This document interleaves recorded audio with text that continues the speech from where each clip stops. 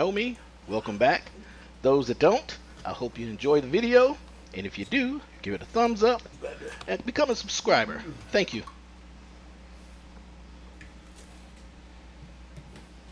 In this video here, again, this is a part of a renovation of a home. And what I'm going to do actually in this video is actually the main purpose is to fix the kitchen drain that broken off when the guys removed the cabinets. So in the process of doing that, I thought I'd go ahead and also install a ice maker box for the refrigerator. Since the walls are out and everything, we could do a two for one. And what I'm going to do here is, of course, is drain the I've cut the water off to the house, and now I'm draining it down so that I can remove these galvanized pipes. I'm giving you a pan view of the kitchen area. You can see the ice box right there, and now you can see the window. Usually when you have the window, you have the sink right there, and where the green drywall is going to be the ice maker once everything goes back. Okay, what I'm going to do here is I'm going to start with this kitchen, and I'm going to change up on the hot and cold water lines. But for now, what I'm going to do is I'm going to just cap them off, and I am going to install a galvanized T on the cold side, which is the one on the right here. And that T is going to go, it's going to come straight, part of it's going to come straight out and catch the kitchen sink, and the other one is going towards the ice maker box itself with the ice maker valve.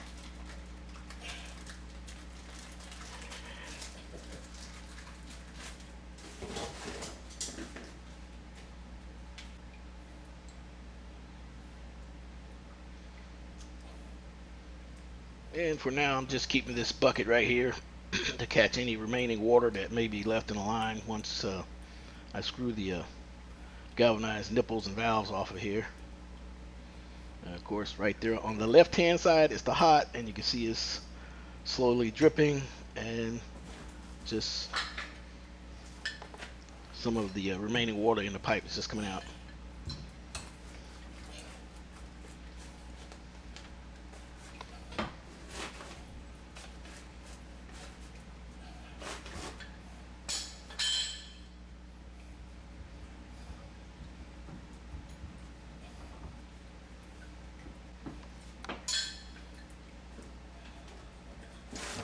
Now you notice the first one, I didn't use any backup, meaning I didn't use two pipe wrenches. But on this particular, the spot that I'm in now, I'm going to use a backup because I don't want it to turn the other part, because that part's going to remain and stay in place, and I don't want to disturb that.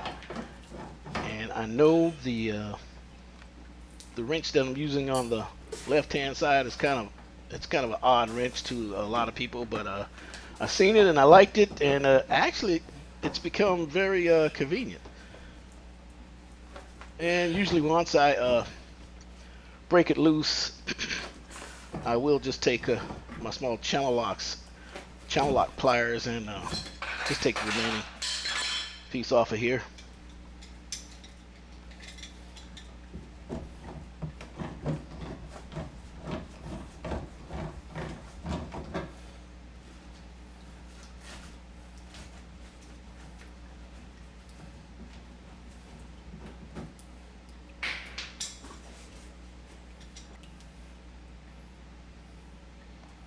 And this is my True Blue pipe dope compound that I put on here. This is some good stuff.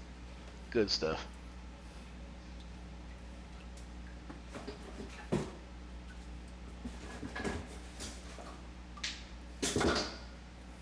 And this is the half-inch galvanized T I was telling you about. And one end, you see I have an adapter, which is going to be a transition fitting, taking the galvanized from galvanized pipe to PEX.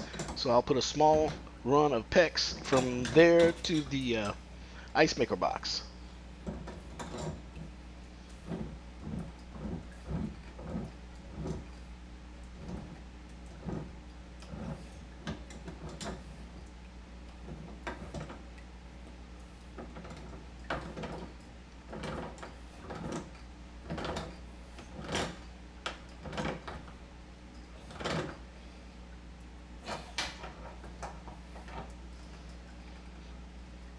Now, before I go the remaining of the way, I'm going to put the my galvanized nipple on there, and it'll give me a chance to use it as a guide to straighten it out.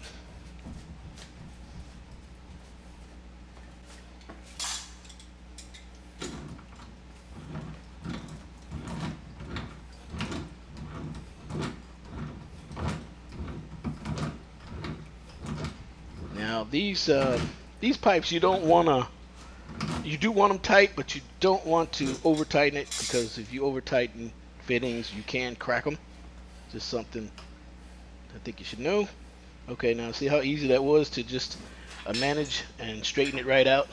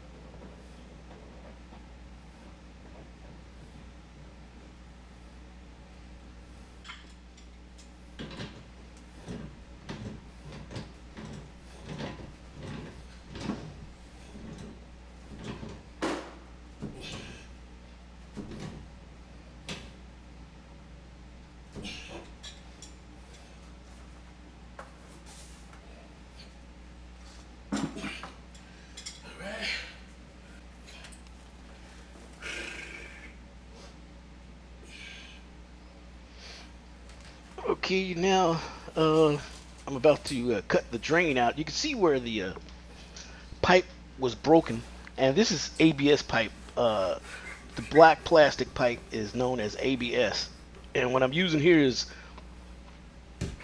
this is another method of cutting pipe, but you'll probably get a little snicker of this because this actually didn't work on the ABS.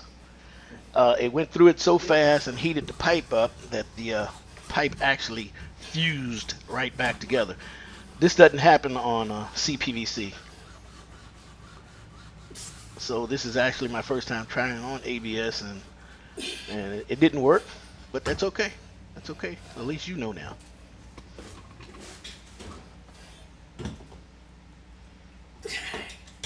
You see, I'm trying to break it. That's not working.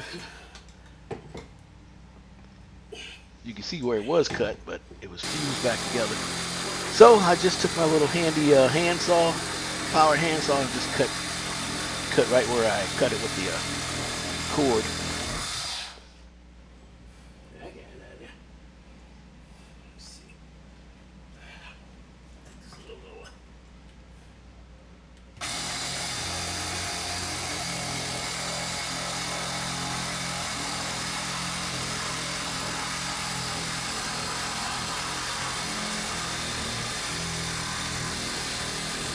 Well, if yours is PVC, you're in luck. The cords work on the PVC.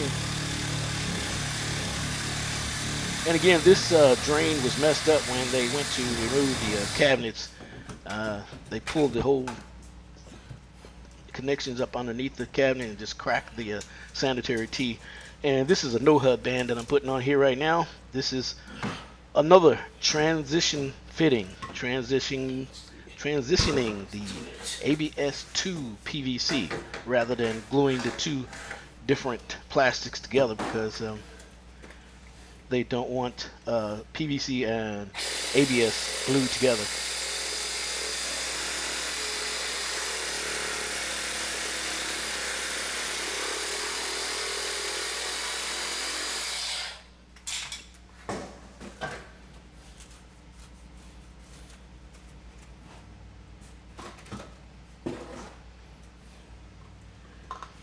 And this sanitary tee is a 2-inch by 1.5 by 2-inch sanitary tee. The 1.5 part at the top is going to the vent. So this is going to vent all the way out through the roof in 1.5 inches. And what I'm doing right now is just giving it kind of a dry fit to see how well this is going to work before we start clamping down on it.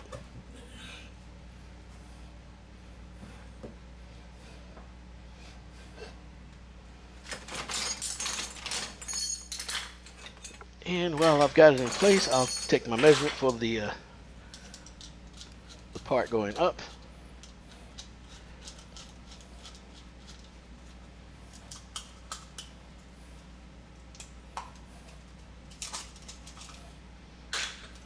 And this is a trick that a lot of plumbers use, especially when we're running cast iron pipe. We have no hub no hub bands that we use like this. We take the rubber band itself and we fold it back because there's really no room to actually go straight into the spot that we need to go to, so we have to make a little room. So we just fold this back temporarily, and once we get it in place, we'll fold it right back up on the pipe, and that should work out great.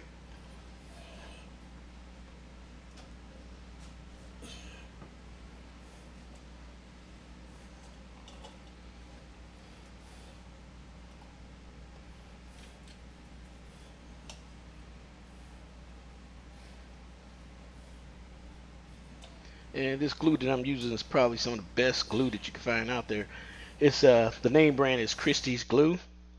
It's really good. You can find it at Home Depot.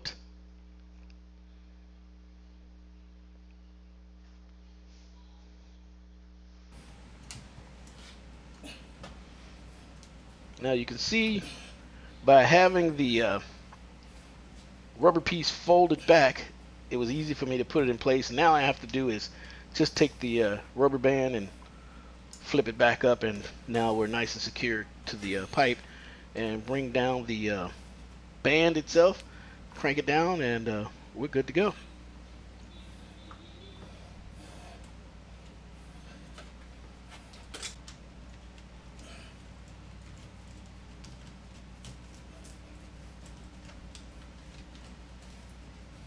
And this is not any special kind of wrench. This is just my typical 6-way screwdriver that you can use in 6 different ways. Phillips, flathead, or as a nut driver like I'm using it now. And the others are just different sizes of nut driver and flatheads and Phillips.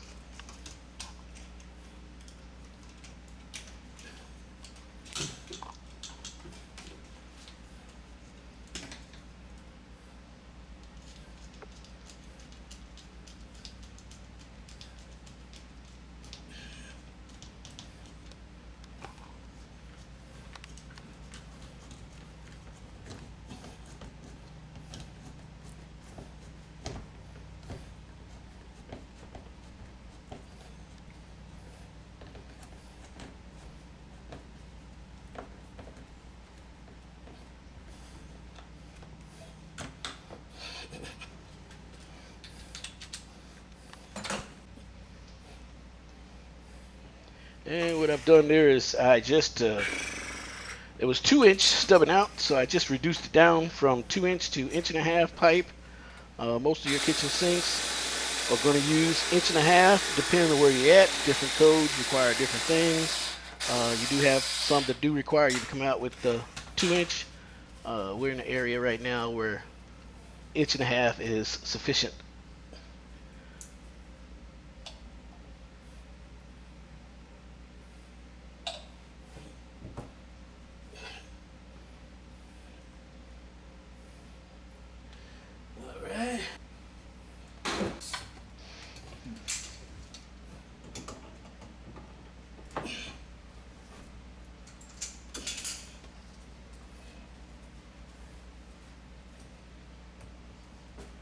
And now what I'm doing here is drilling a hole for the PEX tubing, the PEX piping. This is going to go straight over to the ice maker box.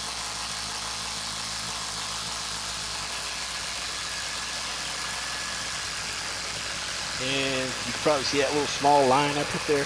I marked all of them at the same height, just to kind of make it look a little uniformed.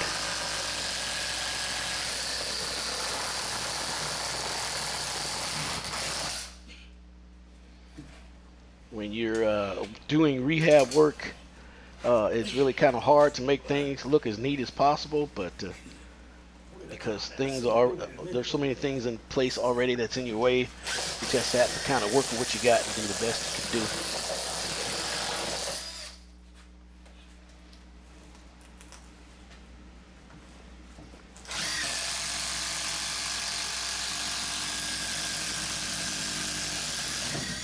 And this is going to be a 1/2 inch PEX line, cold water.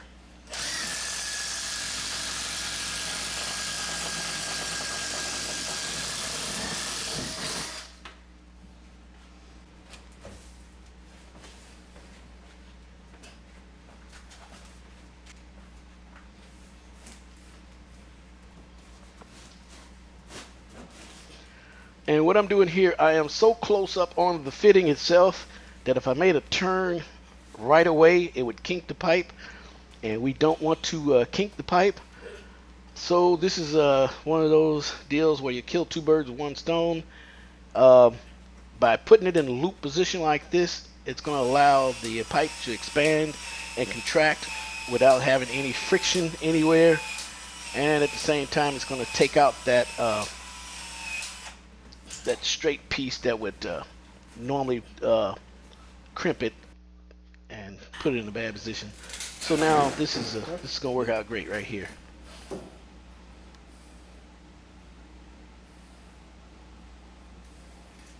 The thing with PEX pipe, you do have to allow it to give it a chance to be in a position where it can expand and contract, move back and forth. And again, thanks for watching. If you enjoyed this video, give it a thumbs up. If you're not a subscriber, become one. Thank you.